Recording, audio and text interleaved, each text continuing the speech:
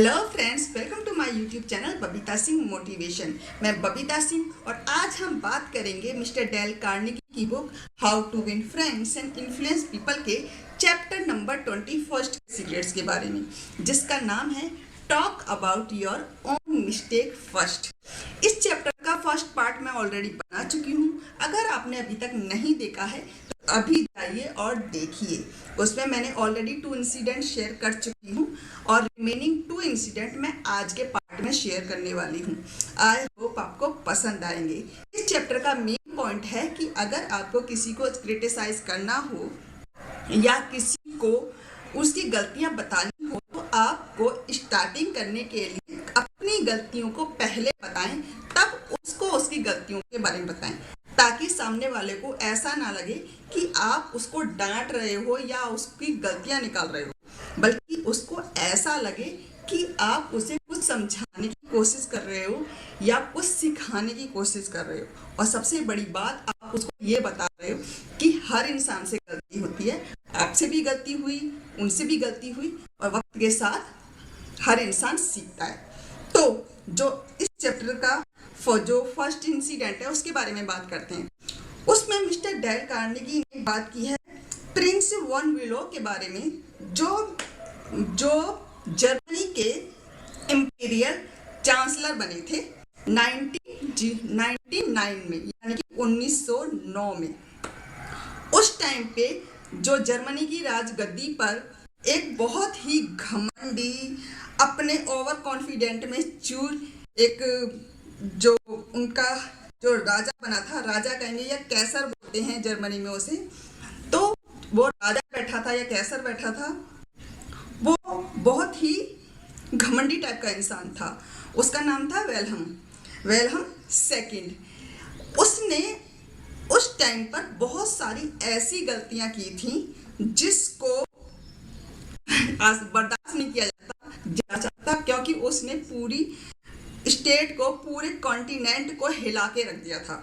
उसने कहा था कि वो एक नौसेना तैयार कर रहा है, और उस नौसेना इसलिए तैयार कर रहा है कि वो उस एरिया के या उस कॉन्टिनेंट के पूरे एरिया में सबसे ज़्यादा पावरफुल इंसान बन जाए।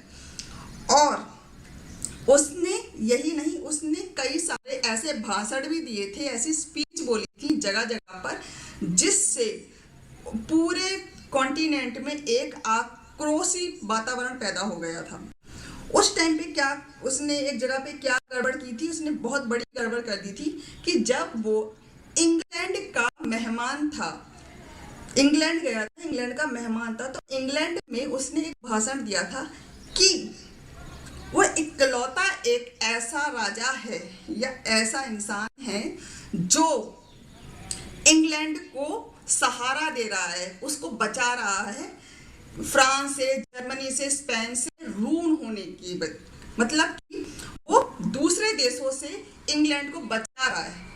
उसकी वजह से ही इंग्लैंड मतलब सुरक्षित है। नहीं तो अब तक दूसरी जो कंट्रियां हैं, स्पेन, जो भी दूसरी कंट्रियां थी, फ्रांस, जर्मनी, स्पेन, बाकी जो कंपनियां थी, वो उस इंग्लैंड को खत्म कर चुकी होती, धूल में मिला चुकी होती। और यही नहीं, उसने एक राजसी वो भी निकाल दिया था, राजसी ऑर्डर भी निकाल दिया था कि जो भी वो स्पीच देगा उसको प्रेस में प्रिंट भी कर दिया जाए। और उसकी वजह से जगह जगह पे ये जो स्पीच थी उसकी आंधी की तरह फैली। अब सोचो, इतनी बड़ी ब्लंडर किए थे उसने सारी जगह पर, और ये भी बताया कि उसने बहुत बड़ी सेना तैयार की है, और वो सेना सारे देशों को रून करने के लिए काफ़ी है, सारे राजाओं को धूल में मिलाने के लिए काफ़ी है। इंग्लैंड भी उससे बचा हुआ है। तो सबसे बड़ी बात, तो इंग्लैंड भी आक्रोश में था कि जब जर्मनी के उस कैसर को, यानी कि मिस्टर वेलहेम सेकंड को ऐसा लगता है कि हम उसकी दया के मोहताज हैं, हम उसकी दया में जी रहे हैं। और बाकी जो देश थे उनको ऐसा लगता था ये कुछ ज़्यादा ही ऊपर चढ़े जा रहा है कि ये सब कुछ कर सकता है, इसने सेना बनाई है, ये किया है, ये सबको धूल में मिला सकता है, इसकी वजह से इंग्लैंड जिंदा है, अगर ये चाहे तो हम पूरी मतलब हम सबका सत्यानाश कर सकता है, हम सबको बर्बाद कर सकता है। तो इतना ज़्यादा ब्लंडर फैला हुआ था, पूरा हिल गया था कॉन्टिनेंट। अब इस टाइम पर तो सारे लोग क्रोध में थे, गुस्से में थे, और वो हर जगह पे एक खबर उड़ रही थी कि इसको राजगद्दी से उतारा जाए, इसको हटाया जाए, ये अच्छा राजा नहीं है, इसको ये नहीं बनना चाहिए राजा, इसको हम खत्म कर देंगे, बर्बाद कर देंगे। तो जब ये बातें उसके पास आई, मिस्टर वेलहम के पास आई वापस, तो वो डर गया।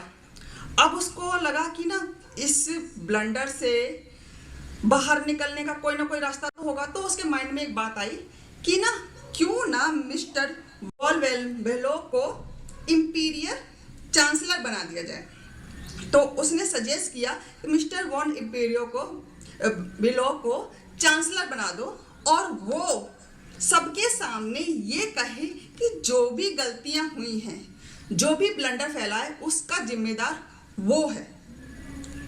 उसी ने अपने राजा को, अपने कैसर को बोला था, अपने मोनार्क से ये कहा था कि आप ऐसा बोलो, आप ऐसा कहो, तब मैंने ये कहा था।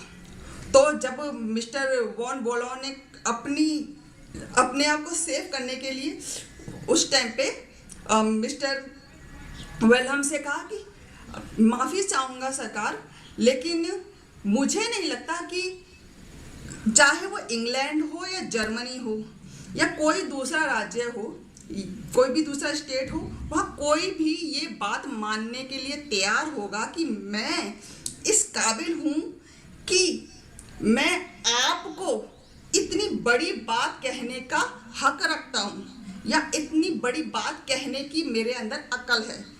मुझे लगता कोई ये बात मानेगा। तो ये बात सुन के मिस्टर बेलहम गुस्से से लाल हो गया। क्या मतलब है तुम्हारा? तुम मुझे गधा समझते हो कि तुम्हारी ये बात कोई नहीं मानेगा, ना जर्मनी में मानेगा, ना इंग्लैंड में मानेगा, यानी कि सब कुछ मैंने ही किया है, तुम किसी से कुछ कह ही नहीं सकते, तुम तो कोई गलती कर ही नहीं सकते, सारी गलतियां मैंने ही की हैं। अब मिस्टर वॉलवेलो समझ गया था कि उससे बहुत बड़ी गलती हो गई है, अब इसको शांत करना बहुत ज़रूरी है। तब मिस्टर वॉलवेलो ने कहा कि नहीं नहीं सरकार, मेरा ऐसा कोई भी इरादा नहीं था आपको ये कहने का, मेरे दिमाग में दूर दूर तक ये बात नहीं थी। मैं तो सिर्फ ये बताना चाहता हूँ कि सर, कि आप इतने इंटेलिजेंट हैं, आप इतने समझदार हैं, इस वजह से नहीं कि आपकी मिलिट्री में इतनी ज़्यादा पकड़ है, आपके पास सेना है, आपके पास मिलिट्री है, आपका इतना दबदबा है, उस वजह से नहीं। मैं आपकी बहुत रिस्पेक्ट करता हूँ, मैं आपकी रिस्पेक्ट करता हूँ कि नेचर साइंस की वजह से, क्योंकि आपका जो ज्ञान है, आपकी जो नॉलेज है इतनी स्ट्रांग है। मैंने आपको जो रेडियो मशीन में जो मैसेज आते हैं उनको ट्रांसलेट करते हुए सुना है, देखा है। मेरे अंदर तो इतनी काबिलियत, इतनी अक्ल ही नहीं कि मैं उस मैसेज को समझ पाऊँ, और आप कितनी आसानी से उस मैसेज को, इलेक्ट्रॉनिक मैसेज आता है जो बायोग्राफी के थ्रू आता है, उन तारों के थ्रू आता है, आप उसको समझते हो, उसको ट्रांसलेट करते हो, उस मैसेज के हिसाब से काम करो।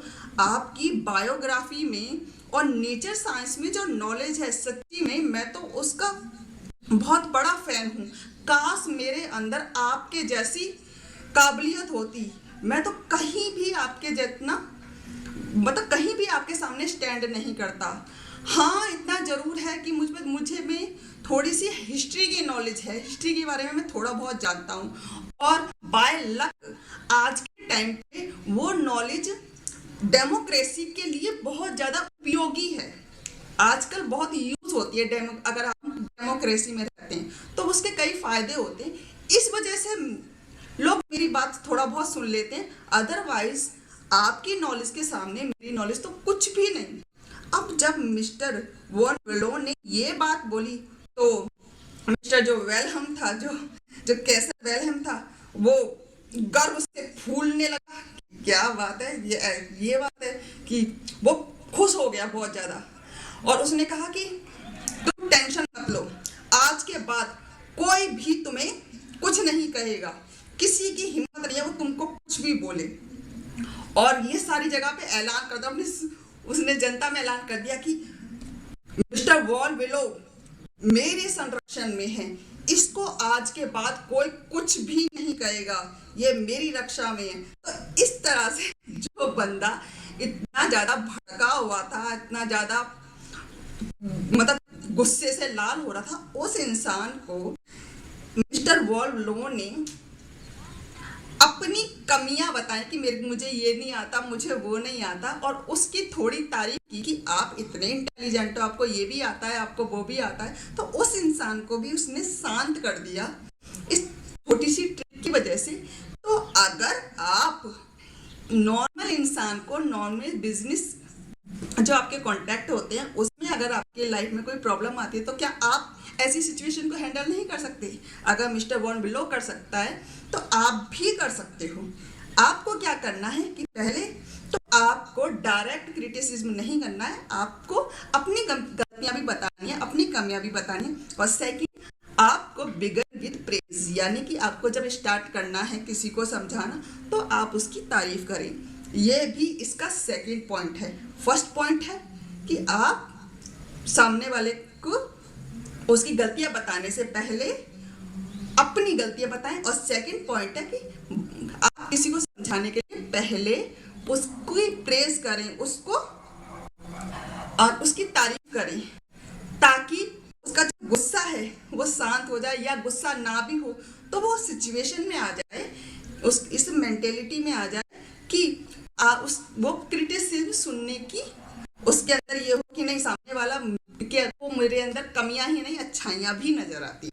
अब बात करते हैं फोर्थ इंसिडेंट के बारे में। फोर्थ इंसिडेंट में क्या है, मिस्टर डेल कार्नेगी ने एक पॉइंट के बारे में बात की है कि अगर आप किसी के साथ अपनी गलतियां को शेयर करते हैं, उन्हें अपनी गलतियां बताते हैं, तो हो सकता है कि कई बार आपने खुद ने वो गलतियां सुधारी ना हो, फिर भी सामने वाले पर इसका असर पड़ता है और पड़ सकता है।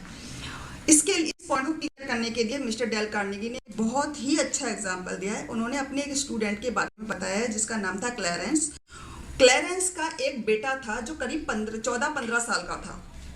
अब मिस्टर क्लैरेंस ने अपने बेटे को कई बार सिगरेट पीते हुए देख लिया था। अब सीधी सी बात है, 14-15 साल के बच्चे को कोई पिता नहीं चाहता कि वो सिगरेट की लत में पड़े। अब सीधी सी बात थी, मिस्टर क्लैरेंस खुद स्मोकिंग करते थे और खुद के साथ साथ उनकी वाइफ भी स्मोकिंग करती थी। तो अगर वो अपने बेटे को इस बारे में बोलते कि तुम्हें स्मोकिंग नहीं करनी चाहिए, ये गलत है, तुम आज के बाद स्मोकिंग नहीं करोगे, नहीं तो मैं डांटूंगा, डराऊंगा, मतलब कुछ भी अगर डराते, धमकाते या कुछ भी कहते, तो सीधी सी बात है मिस्टर क्लैरेंस खुद स्मोकिंग करते हैं, उनकी वाइफ भी स्मोकिंग करते हैं। वो दोनों के दोनों एक बहुत ही बुरा एग्जाम्पल थे अपने बेटे के लिए, ये कहने के लिए कि तुम्हें स्मोकिंग नहीं करनी चाहिए। तो उन्होंने एक अलग अप्रोच को अपनाया। उन्होंने क्या किया कि वो अपने बेटे के पास गए और उन्होंने अपने बेटे से बात करनी शुरू की। उन्होंने कहा कि बेटा, मैं जानता हूँ तुम स्मोकिंग करने लग गए हो, लेकिन मैं तुम्हें अपने बारे में एक बात बताना चाहता हूँ कि जब मैं तुम्हारी उम्र का था, 14-15 साल का था, तब मैं यही एज थी जब मैं स्मोकिंग की लत में पड़ा था।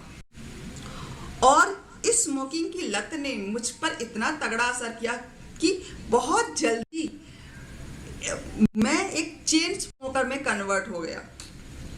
और धीरे धीरे करके इस स्मोकिंग की लत ने, इस एडिक्शन ने मुझको इतना ज़्यादा अपने जाल में फंसा लिया कि उसके बाद मैंने कई बार कोशिश की कि मैं स्मोकिंग की लत से बाहर निकल जाऊं, इसको छोड़ दूं, इसको ना करूं, लेकिन मैं कभी भी कामयाबी नहीं हो पाया।